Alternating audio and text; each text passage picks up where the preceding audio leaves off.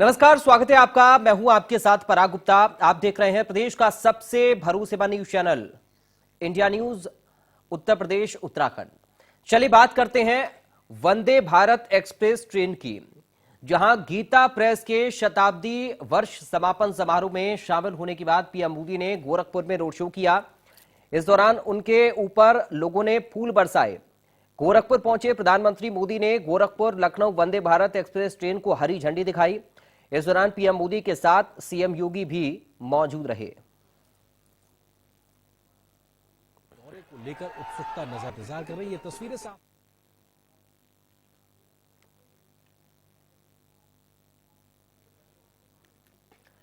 तो ये तस्वीरें आप देख सकते हैं, 5 तस्वीरें आपके सामने।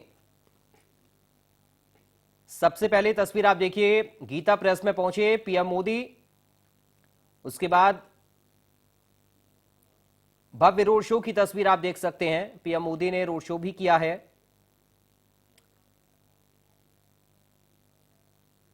सीएम योगी आदित्यनाथ बीच वाली तस्वीर में आप देखिए, पीएम मोदी के साथ मंच पर बैठे हुए हैं। ये 5 तस्वीरें प्रधानमंत्री के इस दौरे की हैं। चुनाव से पहले ये सौगात, बड़ी सौगात वंदे भारत ट्रेन के जरिए प्रधानमंत्री ने दी है। पीएम मोदी ने वंदे भारत ट्रेन को हरी झंडी दिखाई है।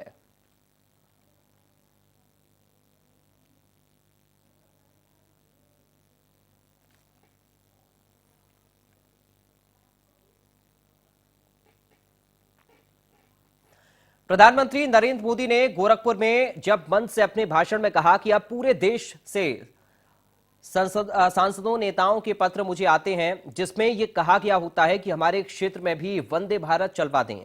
आगे मोदी कहते हैं कि वंदे भारत ने मध्यम वर्ग को सुविधाओं की उड़ान दी है। पूरे देश में अब 50 वंदे भारत ट्रेनें चलाई जा रही हैं। आज उद्घाटन की गई वंदे भारत ट्रेन लखनऊ से गोरखपुर के लिए चलाई जा रही है। इस वंदे भारत ट्रेन का विशेष महत्व बताया जा रहा है। एक समय था जब नेता लोग चिट्ठियां लिखा करते थे कि हमारे क्षेत्र में इस ट्रेन का एक जरा होल्ड बना ले, उस ट्रेन का होल्ड बना ले। आज देश के कोने कोने से नेता मुझे चिट्ठियां लिखकर कहते हैं कि हमारे क्षेत्र से भी वंदे भारत चलाइए। ये वंदे भारत का एक क्रेज है। इन सारे आयोजनों के लिए मैं गोरखपुर के लोगों को, देश के लोगों को बहुत बहुत बधाई देता हूं। वहीं वंदे भारत के अयोध्या पहुंचने पर सांसद लल्लू सिंह ने क्या कुछ कहा, यह भी आपको हम सुनवाते हैं। स्वाभाविक रूप से जब वंदे भारत देश में कहीं से चलती थी तो हम लोगों को लगता था जल्दी अयोध्या से भी यह ट्रेन चले, जिससे अयोध्या आने वाले जो है श्रद्धालुओं को आने जाने की सुविधा प्राप्त हो सके। और अच्छी ट्रेन होने के नाते, स्वदेशी ट्रेन होने के नाते हर नागरिक की इच्छा थी कि अयोध्या या ट्रेन आए। माननीय प्रधानमंत्री नरेंद्र मोदी जी ने पूज्य योगी आदित्यनाथ उत्तर प्रदेश के मुख्यमंत्री की उपस्थिति में हरी झंडी दिखा करके इस ट्रेन की शुरुआत की है। काशी को पीएम मोदी ने बम्पर सौगात दी। 12,000 करोड़ की बम्पर सौगात दी है। काशी को पीएम ने 29 विकास की परियोजनाओं का शिलान्यास किया है। वाराणसी में प्रधानमंत्री मोदी का संबोधन भी हुआ। आयुष्मान योजना से गरीबों को लाभ मिला। पीएम बोले, पहले बैंक खाते सिर्फ अमीरों के खुलते थे, जमीन पर उतरकर काम करवाए जा रहे हैं। आज बैंकों के दरवाजे सभी के लिए खोले गए हैं। गरीबों के लिए 5 लाख तक का मुफ्त इलाज, करीब 50 करोड़ जनधन खाते खोले गए। गरीब कल्याण के लिए बजट की कमी नहीं है। सरकार और नीयत बदली तो नतीजा भी बदला है। 50 साल में राजधानी एक्सप्रेस सिर्फ 16 रूट पर चली।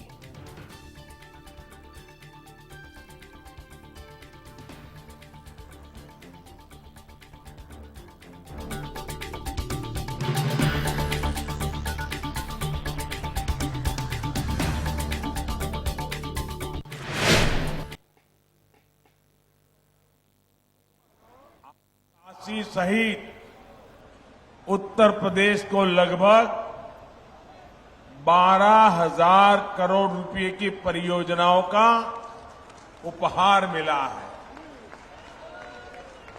हमने जो काशी की आत्मा को बनाए रखते हुए नूतन काया का संकल्प लिया है, ये उसका विस्तार है।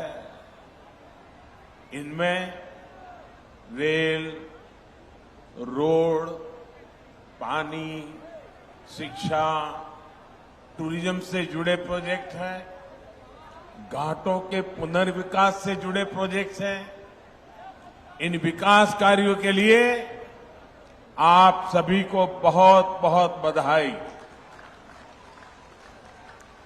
साथियों, कुछ देर पहले ही मेरी प्रधानमंत्री आवास योजना और आयुष्मान भारत योजना के लाभार्थियों से बातचीत हुई।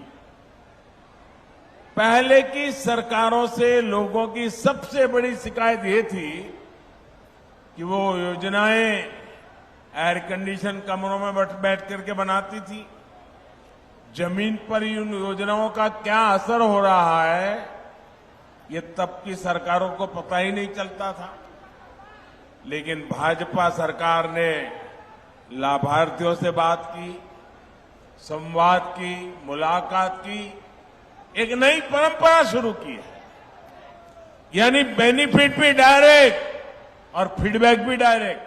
140 करोड़ जनता को उसका गौरव और सम्मान दिलाने वाले, वैश्विक स्तर पर अपनी अंतर्राष्ट्रीय और राष्ट्रीय व्यस्तता के बावजूद काशीवासी आदरणीय प्रधानमंत्री जी के आत्मा में, अंतःकरण में विराजते हैं। हर समय काशी की समृद्धि के लिए, यहां की विरासत और यहां की संस्कृति के लिए उनके मन में एक नई चिंता होती है। और भाइयों बहनों, आज यह चिंता और चिंतन हम सबको एक नई पहचान के रूप में आगे बढ़ा रही है। आपने देखा होगा काशी विश्वनाथ धाम आज दुनिया को अपनी ओर आकर्षित कर रहा है। आपने देखा होगा काशी के मंदिर और काशी के घाटों के नए स्वरूप को। और जैसे काशी सज धज रही है, G20 के सम्मेलन को भी नजदीक से काशी ने महसूस किया है। आजादी के अमृत महोत्सव वर्ष में भारत G20 समूह की अध्यक्षता आदरणीय प्रधानमंत्री जी के नेतृत्व में कर रहा है।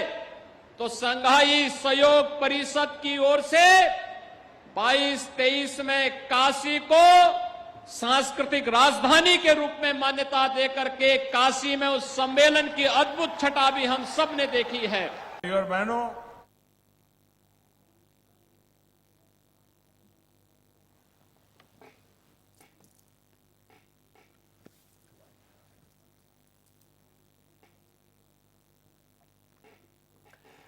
उधर गोरखपुर दौरे पर आए प्रधानमंत्री नरेंद्र मोदी ने गीता प्रेस के शताब्दी वर्ष के समापन समारोह में शिरकत की। इस दौरान पीएम मोदी ने लीला चित्र मंदिर का अवलोकन किया, जहां टेसू के फूलों से बने 675 साल पुराने रामकृष्ण के चित्र को उन्होंने देखा।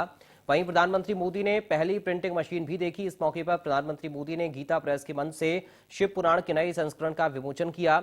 गीता प्रेस के 100 साल के इतिहास में पहला मौका है जब कोई पीएम पहुंचा है, जहां उन्होंने संबोधन करते हुए कहा कि इस बार का मेरा गोरखपुर का दौरा विकास भी, विरासत की भी नीति का अद्भुत उदाहरण है।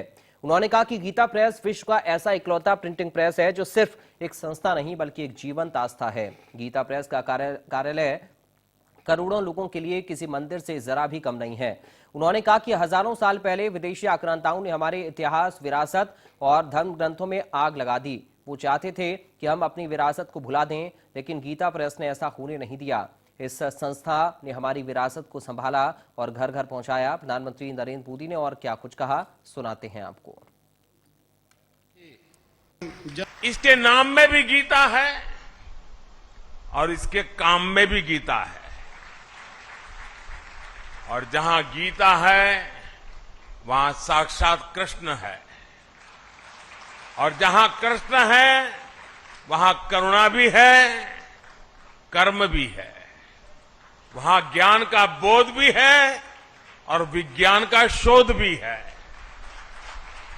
क्योंकि गीता का वाक्य है वासुदेवः सर्वम, वासुदेवः सर्वम, सब कुछ वासुदेवमय है, सब कुछ वासुदेव से ही है, सब कुछ वासुदेव में ही है। भाई और बहनों, 1923 में गीता प्रेस के रूप में यहां जो आध्यात्मिक ज्योति प्रज्वलित हुई, आज उसका प्रकाश पूरी मानवता का मार्गदर्शन कर रहा है। मैंने लाल किले से कहा था, और आपको याद होगा, मैंने लाल किले से कहा था कि ये समय गुलामी की मानसिकता से मुक्त होकर अपनी विरासत पर गर्व करने का समय है। और इसलिए शुरुआत में भी मैंने कहा, आज देश विकास और विरासत दोनों को साथ लेकर चल रहा है। आज एक और भारत डिजिटल टेक्नोलॉजी में नए रिकॉर्ड बना रहा है, तो साथ ही सदियों बाद काशी में विश्वनाथ धाम का दिव्य स्वरूप भी देश के सामने प्रकट हुआ है। आज हम वर्ल्ड क्लास इंफ्रास्ट्रक्चर बना रहे हैं, तो साथ ही केदारनाथ और महाकाल महालोक जैसे तीर्थों की भव्यता के साक्षी भी बन रहे हैं। सदियों बाद अयोध्या में भव्य राम मंदिर का सपना, हमारा सपना पूरा होने जा रहा है।